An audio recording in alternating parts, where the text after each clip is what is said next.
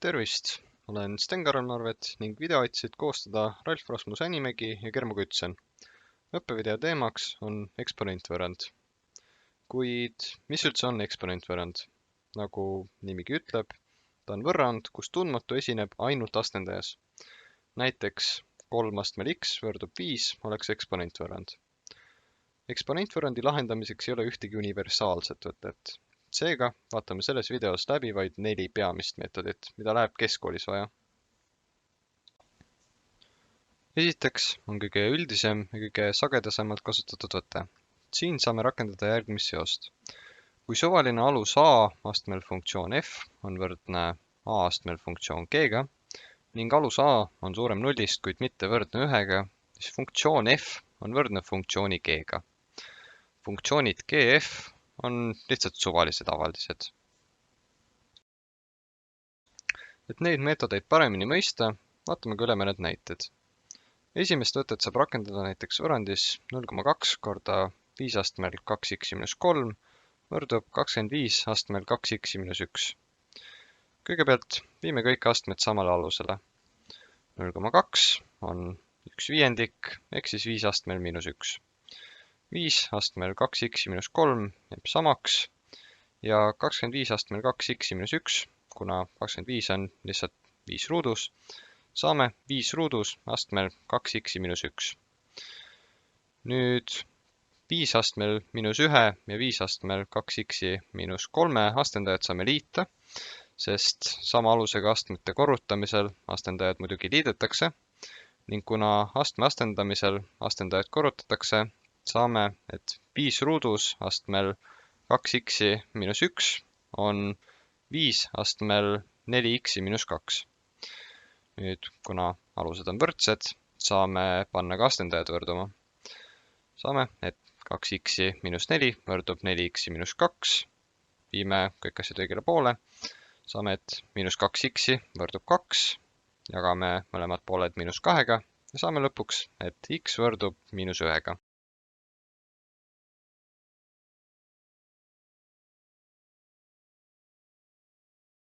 Teeme ka kontrolli, kasutades algset avaldist ja kõigepealt siis vasakpool 0,2 korda 5 astmel 2 korda -1-3 võrdub 5 astmel -6. Parempool on 25 astmel 2 korda -1 ja see on samuti võrdne 5 astmel -6-ga. Kuna vasakpool võrdub parema poolega, siis võime väita, et meie vastus x võrdub -1 tõesti kehtib. Teine meetod, asendus, on kasutatav näiteks ruutvõrrandile taanduvate võrrandite juhul. Tavalise ruutvõrrandi üldvalem on ax ruudus pluss bx pluss c võrdub 0-ga. Ruutvõrrandile taanduv võrrand sarnaneb sellega, kuid x asemel on siin hoopis a astmel x. Standardne ruutvõrrand on aga võimalik taastada, kui a astmel x asendada suvalise muutujaga t. Muutuja t on siin vaid kokkuleppeline. Vajadusel võib olla ükskõik mis täht. Tulemusena saame ruutvõrrandi a korda t ruudus pluss b korda t pluss c võrdub 0-ga. Abitundmatuga ruutvõrrandile taanduv võrrand on 2 astmel 2x pluss 1 pluss 2 astmel x pluss 2 võrdub 16-ga. Kõigepealt, et paremini aru saada, et tegu tegelikult ka on ruutvõrrandiga, kirjutame astmed lahti. Ehk siis 2 astmel 2x pluss 1 saame lahti kirjutada kui 2 astmel 1 ehk 2 korda 2 astmel 2x. 2 astmel x pluss 2 saame lahti kirjutada kui 2 ruudus ehk 4 korda 2 astmel x. Ja 16 toome üle vasakule poole, saame veel lõppu -16 ja kõik see on võrdne 0-ga. Nüüd tegeleme asendusega, paneme 2 astmel x-i võrduma t-ga ja saamegi lõpuks soovitud ruutvõrrandi, ehk siis 2t ruudus pluss 4t -16 võrdub 0-ga. Nüüd selle lihtsustamiseks veel jagame mõlemad pooled 2-ga, saame t ruudus pluss 2t -8 võrdub 0-ga. Ja nüüd leiame lahendid, kasutades lihtsustatud ruutvõrrandi lahendi valemit. Kusjuures p siin on t korda 2 ja q on vabaliige -8. Saame, et t võrdub -1 pluss -ruuti 9 see on võrdne -1 pluss -3-ga ja saamegi lõpuks, et lahendid on -4 ja 2. Kui t on 2, siis 2 astmel x on võrdne 2-ga ja kuna 2 on lihtsalt 2 astmel 1, siis x on võrdne 1-ga. Kui t on -4, siis 2 astmel x on -4 ja kuna see ei ole võimalik, siis rohkem lahendeid ei tulegi.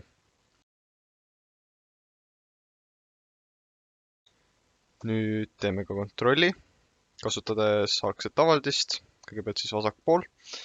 Saame, et 2 astmel 2 korda 1 pluss 1 on 2 astmel 3 ehk 8. Liidame sellele 2 astmel 1 pluss 2 ehk taaskord 2 astmel 3 ehk 8. Saame, et 8 pluss 8 on võrdne 16-ga. Ja kuna parem pool oli juba algusest peale 16, siis vasak pool on võrdne parema poolega ja meie vastus, et x võrdub 1, on õige. Kolmas võte on tegurdamine.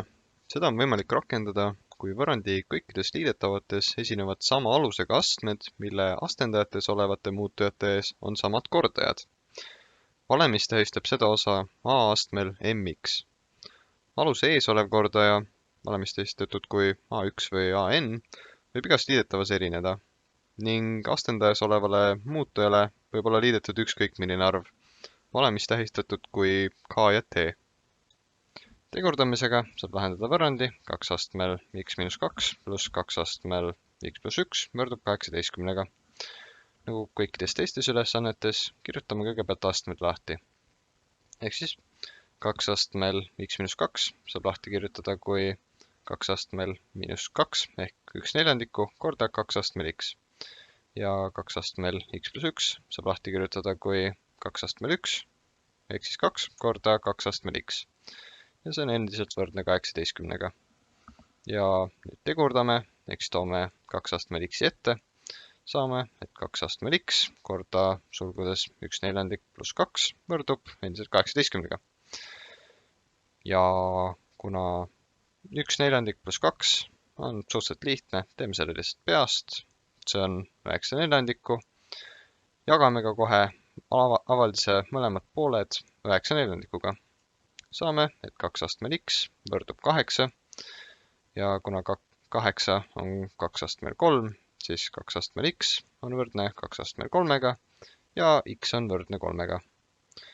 Nüüd teeme ka kontrolli, kasutades algset avaldist.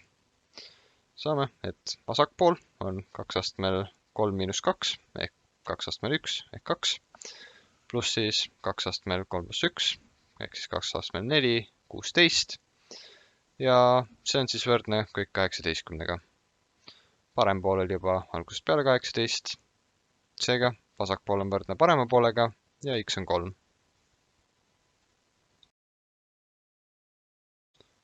Viimaks on võimalik kasutada ära logaritmi.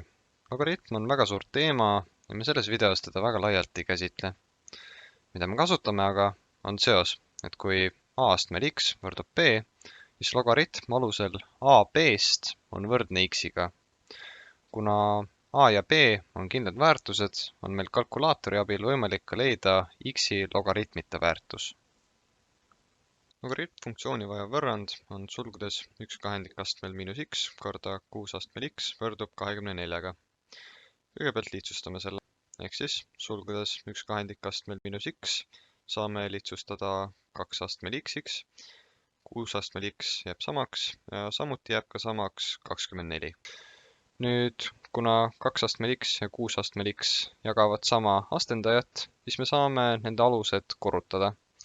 Ja saame, et 12 astmel x võrdub 24.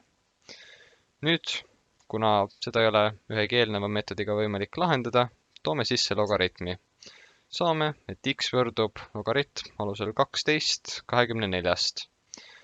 Nüüd, kui on soov, siis on võimalik kasutada kalkulaatorit, et vabaneda logaritmist, aga täpne vastus on juba käes. Meeldetuletuseks oleme taaskord pannud kõik seosed ja meetodid ekraanile. Vajadusel võite video pausile panna ja need üle vaadata.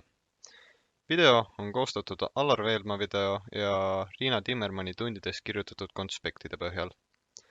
Aitäh tähelepanu eest!